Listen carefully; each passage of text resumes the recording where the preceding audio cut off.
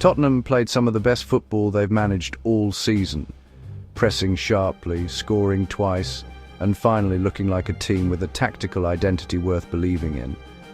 And they still couldn't win. Because here's the brutal truth: Roberto De Zerbi might genuinely be the right manager for this club, and he's arrived with just 10 games left to save them from relegation. Let's talk about Tottenham Hotspur first. Liverpool have no worries, Chelsea have no realistic chance. But Tottenham's outlook is actually bleaker than Arsenal's. Arsenal still have a sliver of hope. Tottenham's current situation, I don't even know where to begin. They've clearly shown improvement, they've been playing decent football, they're at home, and yet they still can't get over the line. Something is always missing. I called this one as a draw, and I wasn't convinced their form and confidence could fully turn around, and I didn't dare predict a win before the match. But what you saw in this game, the form, the energy, the mentality, all of it turned around significantly. Everyone was fighting. This felt like the kind of performance that should have produced a win, but no, once again, it just didn't happen. The pressing today was genuinely good. Both goals came directly from pressing situations. For large portions of the match, they were able to use that press to break up Brighton's build-up play, especially in the first half. That was arguably the best pressing display they've put in all second half of the season. And then they even took the lead in the second half. One goal goes in, the players strip off celebrating, and then immediately they get hit with a last-gasp equaliser to flip it on its head. Of course, everyone's going to say it was the substitution at the death that cost them the win. But how does the opposition suddenly get a chance to score? The match was basically over. You don't need to physically block the ball. Step it out to the touchline and you're almost there. At worst, Brighton get a throw in.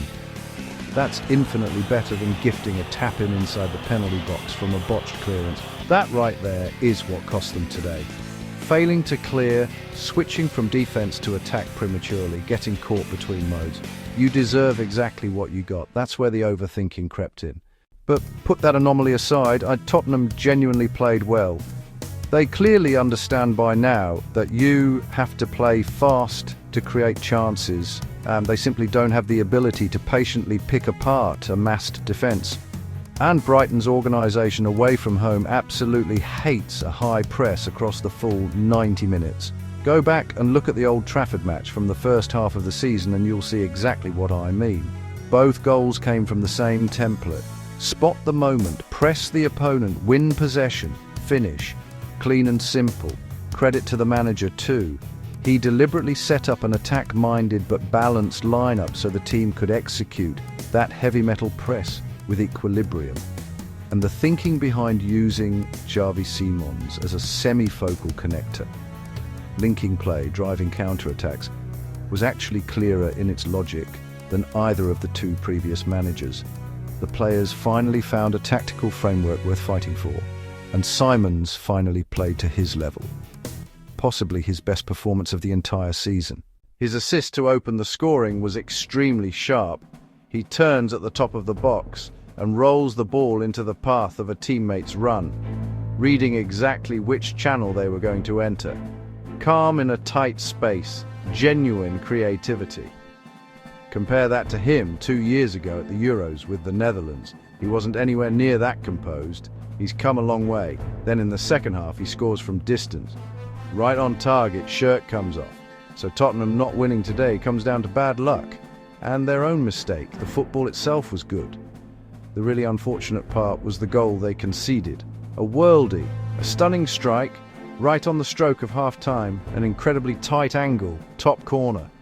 Cannot blame the goalkeeper. What do you do with that? And both goals conceded came in stoppage time, one in each half, which tells you there's a degree of nervousness creeping in at the end of periods. There's progress, but the nerves are real. And the cruelest thing is that the progress is only arriving now, right when relegation is staring them in the face. So often in football, this is how it goes. Everyone starts clicking together, and then they have to split up. They find each other too late. Or maybe the right manager arrived too late. Roberto De Zerbi, sure, maybe there are some interpersonal friction points, man management issues, but his tactical understanding, his positional work, his deployment and setup, what you're seeing is genuinely more sophisticated than either of the two managers who came before him.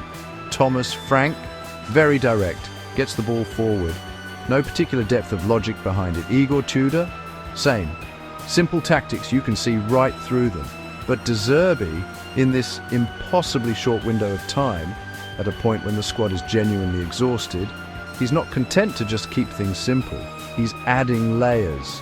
Not too many layers, mind you. He's found that sweet spot between instant and instructive. He's actually taught the players what to do and why. That instant impact quality is real, but he genuinely only has 10 matches left to work with, maybe fewer. Finding the right manager too late is an expensive mistake. You deserve exactly what you got from that decision. This is why you end up with exactly this scenario. Progress, genuine progress, arriving just in time to watch them go down, the cruelest kind. And the table right now is universally grim, because Nottingham Forest, after coming back from a European fixture, still managed to win. You see what I mean? Tottenham are still clinging on by their fingernails. The situation gets more dangerous with every passing week. Relegation can now be described as genuinely possible. The probability has crossed 50%.